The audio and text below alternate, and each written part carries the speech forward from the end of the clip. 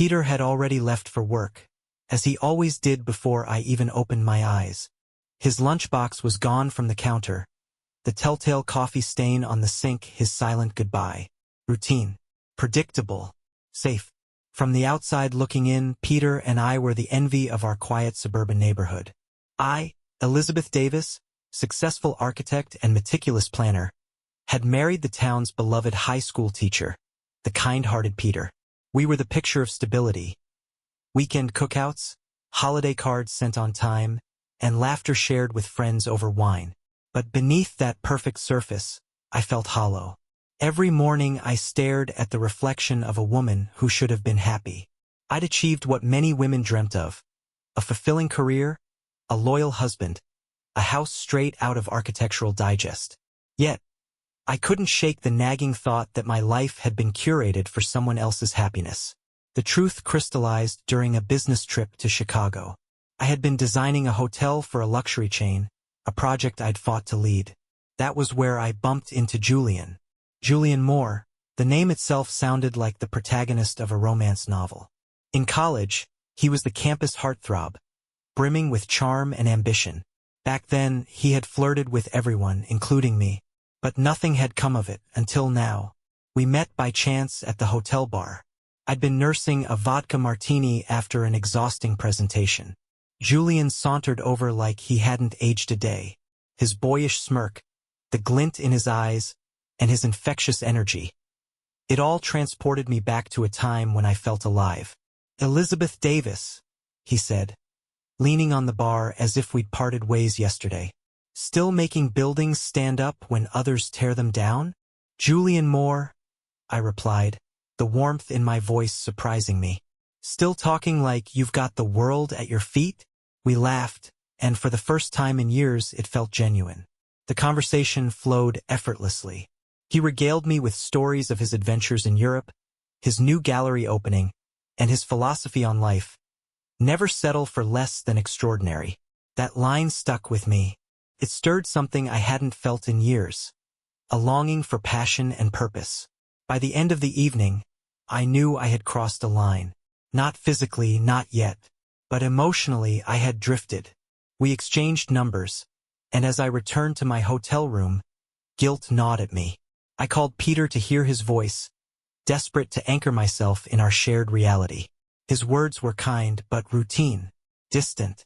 I hung up and stared at my phone, Julian's number glowing on the screen. The next morning, I flew back home, carrying a storm of emotions I didn't know how to tame. Back in our suburban sanctuary, Peter greeted me with his usual warmth. He hugged me tightly, and for a moment, I felt safe again. But then the routine swallowed us whole: dinner, discussing his students, washing dishes. All the while, Julian's words haunted me. "Life is too short to settle." That night, as Peter slept beside me, I stared at the ceiling. The quiet hum of the fan matched the rhythm of my racing thoughts. Was I truly happy, or had I convinced myself that stability was enough? Julian's voice echoed in my mind. "Extraordinary." A notification buzzed on my phone, startling me. I grabbed it, my pulse quickening, but it was only a reminder for tomorrow's client meeting. I sighed and put it down. Still, I couldn't shake the feeling that something had shifted. Julian had awakened a part of me I thought I'd buried. For days, I tried to push him out of my mind. I threw myself into work, hoping the distraction would silence the doubts. But the cracks were already there, and it wouldn't take much for everything to start unraveling. Peter didn't notice at first. How could he? He had his world of lesson plans and student achievements. But I noticed. Every stolen glance at my phone. Every time I lingered too long over a memory of Julian's laugh. I had started slipping away from the life I'd so carefully built, and I didn't know how to stop it. The days following my return from Chicago felt like walking a tightrope stretched over a chasm. Each step I took at work or home felt unstable. My mind wandered incessantly, replaying fragments of my encounter with Julian. His words, his laugh, the way his eyes seemed to hold the promise of something forbidden yet exhilarating. They all gnawed at me. At the office, I found myself distracted during meetings. My colleagues must have noticed, though no one said anything outright. My designs started leaning towards the extravagant, a far cry from my usual pragmatic aesthetic. It was as if I were trying to channel Julian's mantra. Extraordinary. Peter, on the other hand, remained blissfully unaware. He didn't question my late nights or my increased screen time. In fact, he seemed happy that I was finally taking time to myself. "You're always working so hard," he'd said one evening over dinner. "It's nice to see you letting loose a bit." Little did he know, my loosening wasn't exactly innocent. My finger hovered over Julian's number multiple times, my heart racing as I debated whether to send a simple text. Just one message, I told myself, just to say hi. But each time I talked myself out of it, fearing what it would lead to. The tension reached its peak one Friday evening. Peter and I had decided to spend a quiet night at home, watching an old movie he loved. Halfway through, my phone buzzed. I glanced at the screen, my breath catching when I saw Julian's name. The message was innocuous. "Hey, just thought of a design idea I think you'd like. Can I share?" I felt Peter's gaze as I hastily turned the screen downward, my face betraying nothing. "Work stuff?" I mumbled, though the knot in my stomach told me this was anything but work. Peter nodded, oblivious to the tempest raging within me. I typed back a response. "Sure, go ahead." As the movie played on, I felt a thrill and a pang of guilt that I hadn't felt in years.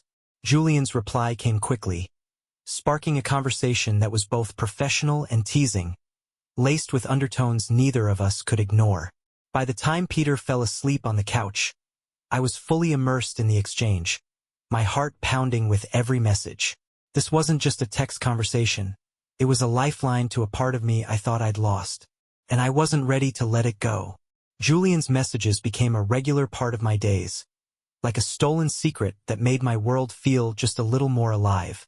At first, we kept our conversations light, architecture, travel, the occasional joke about our younger selves. But it didn't take long before the exchanges deepened. He started asking about my dreams, the ones I hadn't dared to share with anyone in years. "What would you do if you weren't an architect?" he asked one afternoon. The question startled me. I had been staring at my blueprints, the lines and measurements blurring together in the haze of a long day. My fingers hesitated over the keyboard before typing back, "I don't know. I've never really thought about it. Architecture was always the plan." His reply came swiftly. "Sometimes plans are meant to be broken." I stared at the screen, his words pulling at a thread I'd kept tightly wound. What if he was right? What if the life I'd built so carefully wasn't the one I truly wanted? I found myself sharing pieces of myself with Julian that I hadn't even realized were missing. My frustrations, my doubts, my longing for something more. He listened to it all, responding with empathy and encouragement. And then came the gifts, small, subtle at first. A book he thought I'd enjoy mailed directly to my office. A playlist he'd created, full of songs that stirred memories and emotions I couldn't ignore. Peter noticed the book on the coffee table one evening. "What's this?" he asked, holding it up. "Oh, just something a colleague recommended," I said, my voice steady but my heart racing. He nodded, flipping through the pages briefly before setting it down. He didn't ask any more questions, but the weight of my lie lingered long after he'd gone to bed. The texts grew more frequent, more personal. Julian had a way of making me feel seen in a way I hadn't in years. It wasn't just his charm or his compliments. It was the way he seemed to understand me, to connect with the parts of myself I'd forgotten. One night, as I sat alone in my office, my phone buzzed. Julian's name lit up the screen. "I'm in town for the weekend. Let's grab coffee." My hands shook as I typed back, "I can't. It's too risky." His reply was immediate. "Just coffee, Elizabeth. Nothing more. I promise." I stared at the message for what felt like hours, my mind racing with the possibilities. The sensible part of me knew this was a line I shouldn't cross. But the part of me that had been craving something extraordinary, something alive, was screaming to take the chance. In the end, I typed back two simple words: "Where and when?" The coffee shop Julian chose was tucked into a quiet corner of downtown, far enough from the familiar paths Peter and I frequented. My pulse quickened as I stepped inside, scanning the room until I found him at a corner table. He stood as I approached, his smile disarming as always. "Elizabeth," he greeted, pulling out a chair for me. "It's been too long." I tried to steady my breathing as I sat down, feeling the weight of his gaze. "It's just coffee," I reminded myself, though the electricity in the air told a different story. We talked for hours, the conversation flowing effortlessly. Julian had a way of making the mundane feel significant, of drawing out thoughts I hadn't realized I'd buried. But as the afternoon wore on, a knot of guilt began to tighten in my chest. This wasn't just coffee. This was something far more dangerous. When I returned home that evening, Peter was in the kitchen, chopping vegetables for dinner. He greeted me with his usual warmth, but something in his expression made me pause. His eyes lingered on me for a moment longer than usual, a flicker of suspicion crossing his face. "Good day at work?" he asked, his tone casual but probing. "Busy as always," I replied, forcing a smile. "What about you?" He nodded, but his gaze didn't waver. Same old, same old. As the days passed, I couldn't shake the feeling that Peter knew more than he was letting on. He began to ask subtle questions about my schedule, his tone light but his eyes sharp. And then, one evening, I noticed it. A small, inconspicuous camera tucked into the corner of our living room. My heart raced as I stared at it, the implications crashing over me like a wave. Peter had been watching. He knew. For a moment, I stood frozen, my mind racing through the possibilities. How long had the camera been there? What had it captured? The thought of Peter poring over footage of my private moments sent a chill down my spine. I confronted him that night, my voice trembling with a mix of anger and betrayal. "Peter, when did you install a camera in the living room?" His face betrayed no emotion, but his silence spoke volumes. "It's not what you think," he finally said, his tone measured and calm. "Then what is it?" I demanded, my hands clenched into fists. "Because right now it feels like you don't trust me." He sighed, setting down the knife he'd been using to chop onions. "It's not about trust, Elizabeth. It's about ensuring everything is as it should be." "As it should be?" I echoed, incredulous. "Peter, that's not a justification. That's an excuse." The conversation spiraled from there, each of us raising our voices as years of unspoken frustrations bubbled to the surface. He accused me of being distant, of hiding parts of myself from him. I accused him of being controlling, of invading my privacy in ways I couldn't have imagined. By the end of the night, we were both emotionally spent, retreating to separate corners of the house. I couldn't bring myself to sleep in our bed, knowing the man I'd shared my life with had been watching me from the shadows. The next morning, the camera was gone, but its absence didn't erase the damage it had done. Trust, once fractured, is not easily repaired. And as I looked at Peter over breakfast, I realized that the distance between us had grown into a chasm. The days following the discovery of the camera passed in a blur, marked by an unbearable tension that saturated the air in our home. Peter and I spoke only when necessary, our conversations clipped and perfunctory. The warmth that had once defined our relationship had been replaced by an icy silence that neither of us seemed willing to break. I threw myself into work, staying at the office long past the point of exhaustion. The hum of my computer and the faint buzz of fluorescent lights became a refuge from the storm brewing at home. My colleagues noticed my increased hours, but I brushed off their concerns with a practiced smile and a dismissive wave. Work was safe, predictable, unlike the chaos I returned to each evening.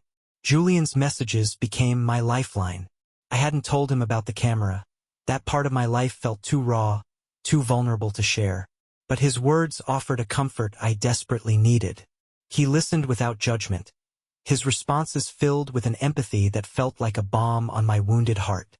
"You don't have to go through this alone," he wrote one evening. "You deserve to be happy, Elizabeth. Truly happy." His words lingered in my mind long after I'd closed the chat. What did happiness even look like anymore? The life I'd built with Peter felt like a distant memory, a relic of a time when love had been simple and untainted. Now it felt like I was living with a stranger, bound together by shared history rather than genuine connection. Peter's behavior grew increasingly erratic. He began asking pointed questions about my schedule, his tone accusatory despite his attempts to sound casual. "Who are you meeting with today?" he asked one evening as I walked through the door. "Clients," I replied, my voice steady but my hands trembling. "Why do you ask?" He shrugged, his gaze lingering on me for a moment too long. "Just curious." The tension reached its breaking point one night when I returned home to find Peter sitting in the dark, his silhouette illuminated by the faint glow of the television. "We need to talk," he said, his voice low and firm. I hesitated, my heart pounding in my chest. "About what?" "About us. About what's been happening." I took a deep breath, bracing myself for the confrontation I'd been dreading. "All right, let's talk." For hours, we aired our grievances, each accusation cutting deeper than the last. He accused me of being unfaithful, of prioritizing my career over our marriage. I accused him of being controlling, of invading my privacy and eroding the trust that had once been the foundation of our relationship. By the time the conversation ended, we were both emotionally drained, the weight of our words hanging heavy in the air. Peter retreated to the bedroom, leaving me alone in the living room to grapple with the reality of what our marriage had become. As I sat in the dim light, my phone buzzed on the coffee table. It was a message from Julian. "I'm here if you need to talk." Tears filled my eyes as I typed out a response, my fingers trembling. "I don't know what to do anymore." His reply came quickly, a reassurance that I wasn't alone in this. The morning after my exchange with Julian, a weight settled over me as I prepared for the day. Peter had left for work early, his absence in the house amplifying the silence. I sipped my coffee slowly, staring into the steaming cup as if it might hold the answers to the questions circling my mind. Julian's words echoed in my thoughts. "You deserve to be happy." But what did happiness look like? For years, I had been so focused on maintaining appearances and meeting expectations that I'd lost sight of my own desires. By mid-morning, I resolved to confront the tension in my life head-on. I decided to investigate the mysterious texts that had begun arriving at odd hours. Cryptic and unnerving, they had started around the same time I first reached out to Julian. The messages hinted at secrets I thought were buried, details about my life that only someone close to me could know. At first, I suspected Julian, but when I asked him directly, his surprise seemed genuine. "Elizabeth, I would never do that," he insisted during one of our conversations. "You have to believe me." I wanted to believe him. I needed to, but doubt lingered, gnawing at the edges of my trust. Determined to uncover the truth, I retraced my steps from the past few months. I combed through old messages, emails, and call logs, looking for any clue that might point to the sender's identity. The process was painstaking and slow, but it offered a small sense of control in a life that felt increasingly chaotic. Then, late one evening, as I sorted through a box of keepsakes in the attic, I stumbled upon something I hadn't seen in years. A stack of old photographs. They were mostly from my childhood, but one photo in particular caught my eye.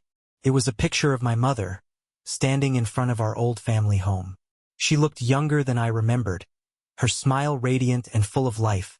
But what struck me most was the man standing beside her. He was tall and handsome, with dark hair and piercing eyes. I'd never seen him before, yet something about him felt eerily familiar. I flipped the photo over, hoping to find a name or date written on the back. Instead, there was a single line scrawled in my mother's handwriting. "To new beginnings." A chill ran down my spine as I stared at the photo. Who was this man, and what had he meant to my mother? The realization struck me like a thunderclap. My mother's life held secrets I'd never uncovered, secrets that might have bled into my own. Fueled by curiosity and unease, I began digging deeper into my family's past. Old letters, journals, and photographs became puzzle pieces I desperately tried to fit together. And with each new discovery, a picture began to emerge. One that painted my mother as a woman far more complicated and enigmatic than I'd ever imagined.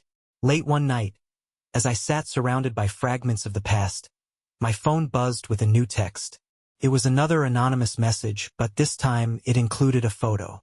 My blood ran cold as I recognized the image immediately. It was the same photo I'd found in the attic, the one of my mother and the mysterious man. Below the photo was a single sentence. "The truth always finds a way." A chill ran through me as I traced the screen with my finger. Who could have sent this? And why did they have a copy of the photograph? The possibilities swirled in my mind, none of them comforting. A gnawing sense of being watched crept over me, a paranoia I couldn't shake. I dialed Julian. He answered on the second ring, his voice warm and reassuring. "Elizabeth, what's wrong?" "It's happening again," I whispered, my voice trembling. Another text, another photo. This time, it's the picture from my attic. "The one with your mother?"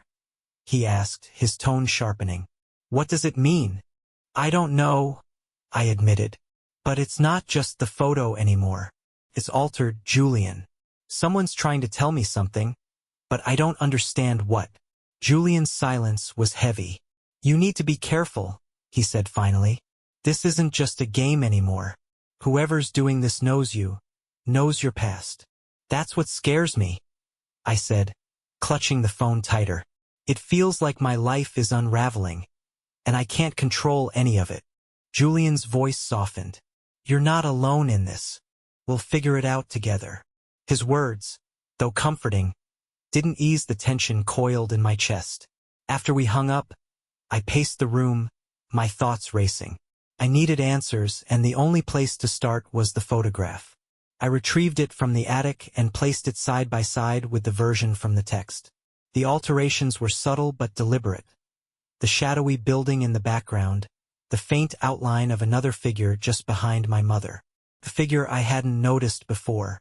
The next morning, I decided to visit my childhood home. It had been years since I'd been back. Years since my mother's passing had left it empty and abandoned. The drive was long and silent, the weight of my mission pressing heavily on my chest. As I pulled into the driveway, memories flooded back. The laughter that once filled these walls, the warmth of my mother's embrace, the echoes of a life that seemed so distant now. The house stood as I remembered it, though time had worn its edges. The paint peeled from the shutters, the garden overrun with weeds. I hesitated at the door, my hand hovering over the knob. Taking a deep breath, I pushed it open, the familiar creak of the hinges sending a shiver down my spine. Inside, the air was thick with dust and silence. I moved through the room slowly, my footsteps stirring up memories with every step. In the living room, I found a box labeled Keepsakes and knelt beside it, my fingers trembling as I opened it. Inside were trinkets from my childhood.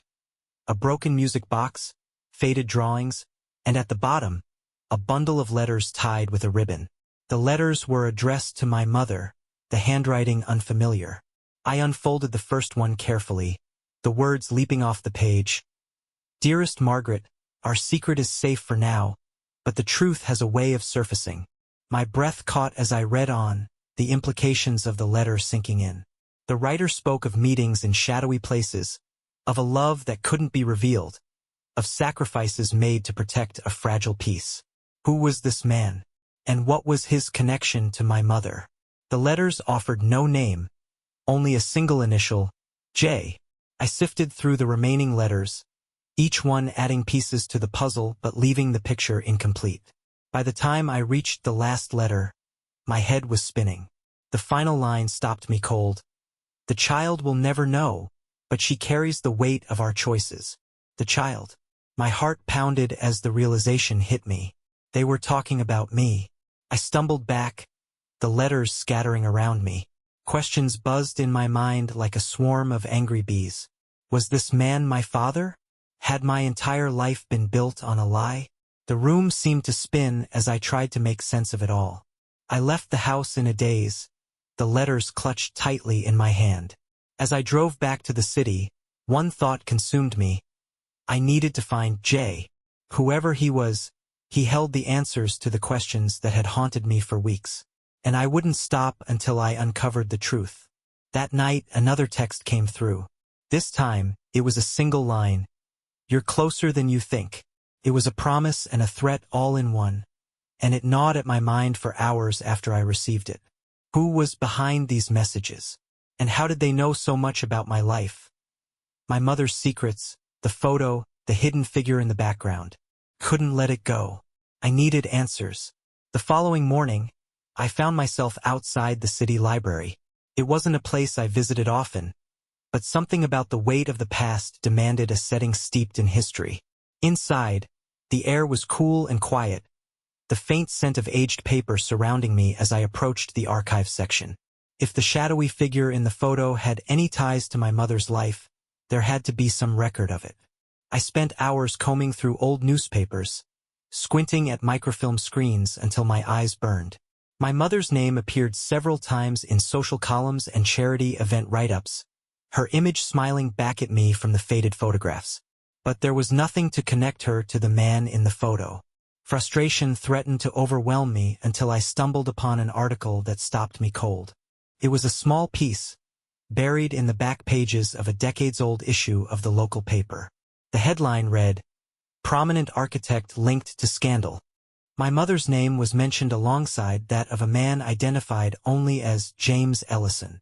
The article was vague, hinting at business dealings that had gone awry, but one detail caught my eye: the mention of a property on the outskirts of town, a location that had supposedly been central to their association. I left the library with a renewed sense of purpose. If James Ellison was the J from the letters, then the property mentioned in the article might hold the key to unraveling everything. I had to go there, no matter how risky it felt. The drive to the outskirts of town was long and uneventful, the landscape shifting from urban sprawl to quiet countryside. As I approached the address listed in the article, a sense of foreboding settled over me. The property was secluded, surrounded by dense woods that seemed to close in as I parked the car. The house itself was derelict, its once grand facade marred by years of neglect. Ivy crept up the walls, and the windows were dark and lifeless. I hesitated at the gate, my hand resting on the rusted latch. What would I find inside? Evidence of my mother's secrets? Or more questions I wasn't ready to face? The creak of the gate echoed in the stillness as I pushed it open. My footsteps crunched on the overgrown path leading to the front door. It was unlocked, swinging open with an eerie ease that made my pulse quicken. Inside, the air was heavy with dust and decay, the faint scent of mildew clinging to the walls. I moved through the rooms cautiously, my phone flashlight cutting through the gloom. The furniture was sparse, covered in white sheets that billowed like ghosts as I passed. In what appeared to be a study, I found a desk cluttered with old papers and photographs. My hands shook as I sifted through them, my heart pounding with every discovery. One photograph in particular caught my attention. It was a group photo, faded and yellowed with age. My mother stood at the center, flanked by several men and women whose faces I didn't recognize. But there, at the edge of the frame, was the shadowy figure from the attic photo. His features were clearer now, his expression stern and commanding. And beneath the photo, scrawled in the same handwriting as the letters, was a single word: truth. Before I could process the implications, a noise from upstairs froze me in place. It was faint, a creak of floorboards, followed by the soft shuffle of footsteps. I wasn't alone. Panic surged through me as I extinguished the flashlight and pressed myself against the wall. My mind raced, searching for an explanation. Was it the sender of the messages? Someone who had been watching me all along? Or just a trespasser, drawn to the abandoned house by the same curiosity that had brought me here? The footsteps grew louder, descending the staircase with deliberate slowness. I held my breath, my heart hammering in my chest. Whoever it was, they were heading straight for me. In the dim light, a shadow emerged at the doorway. "Elizabeth," a voice said, low and familiar. "I told you, you're closer than you think." The world seemed to tilt as the figure stepped into the room. It was Julian. Julian stood in the doorway, his shadow stretched long and dark across the study floor. My heart pounded in my chest as I tried to make sense of his presence. "Julian," I managed to whisper, my voice trembling. He took a step forward, his expression unreadable in the dim light. "Elizabeth," he said softly, as though we were old friends reuniting under ordinary circumstances. "You weren't supposed to find this place." Panic surged through me. "What are you talking about? How did you know I'd be here?" His eyes flicked to the scattered papers and photographs on the desk before returning to mine. "You're not the only one searching for answers," he said cryptically. "But you're digging in places that can't offer what you're looking for." I backed away instinctively, my hand brushing against the edge of the desk. "What do you mean? Did you send those messages? The photos? Was this all some kind of game to you?" Julian sighed and ran a hand through his hair, his composure wavering for the first time. "No," he said. "It's not me, Elizabeth. But I know who it is. And trust me, you don't want to cross them." The weight of his words settled heavily in the room. My mind raced, connecting fragments of conversations and cryptic messages. "Then who? Who's doing this?" Julian hesitated, his gaze dropping to the floor. "It's your mother," he said finally, his voice barely above a whisper. The room spun as his words sank in. "My mother's dead," I said, the denial sharp and instinctive. "She died years ago. I saw her in that casket." Julian stepped closer, his tone urgent now. "I thought so too. But she's alive, Elizabeth. And she's the one pulling the strings." "Why?" The question erupted from me, a mix of anger and confusion. "Why would she do this? What does she want?" Julian looked at me, his expression one of profound sadness. "She's not the woman you remember," he said. "She's dangerous. And she's been watching you, waiting for the right moment to make her move." The pieces of the puzzle began to shift in my mind, forming a picture I didn't want to see. My mother's letters, her secrets, the man in the photograph. It all pointed to something far darker than I'd imagined. "You're lying," I said, though my voice lacked conviction. "I wish I were," Julian replied. "But if you don't believe me, think about the messages. Think about how they knew exactly where to push you, how they've been steering you toward this moment. Do you really think anyone else could know you that well?" I sank into the chair behind me, the room closing in as the truth became undeniable. "What do I do?" I asked, my voice small and uncertain. Julian crouched beside me, his face level with mine. "You need to stop looking," he said. "Walk away from this place, from the questions. Forget the messages, the photos, everything. If you keep digging, you'll only make it worse." But even as he spoke, I knew I couldn't stop. The pull of the mystery was too strong, the need for answers too consuming. "I can't," I said, shaking my head. "I need to know the truth." Julian's expression hardened. "Then you need to be ready for what you'll find," he said, his voice low and foreboding. "Because the truth isn't just going to hurt you. It's going to destroy everything you think you know about your life." The words hung between us like a warning, the weight of them pressing down on my chest. Julian stood and turned toward the door, his movements tense and deliberate. "Leave this house," he said without looking back. "And don't come here again." I watched him disappear into the shadows, his presence lingering long after the sound of his footsteps faded. For a long moment, I sat frozen, torn between the urge to follow him and the fear of what lay ahead. But deep down, I knew there was no turning back now. The mask had come off, and the secrets it concealed demanded to be uncovered. I stood and gathered the photographs and letters, my resolve hardening with every step. Julian was right about one thing. The truth was going to destroy me, but if I was going to face it, I would do so on my own terms. As I stepped out into the cool night air, a new text arrived on my phone. The message was brief but chilling. "You're almost there." The drive to the address from the final text was long and surreal, the landscape outside my window transforming into a blur of colors. The message had been brief, an unfamiliar address accompanied by the words, "Everything you seek lies here." I should have been terrified, or at the very least cautious, but instead, I felt a strange sense of calm, as though my life had been building to this singular moment. The location was far removed from the urban bustle. A narrow road led me to an old estate hidden among towering oaks, their skeletal branches reaching across the sky. The house itself was imposing, its stone facade weathered by time but still exuding a sense of unyielding strength. This was no ordinary place, it was a fortress of secrets. I parked my car and approached the heavy wooden doors, my steps hesitant yet deliberate.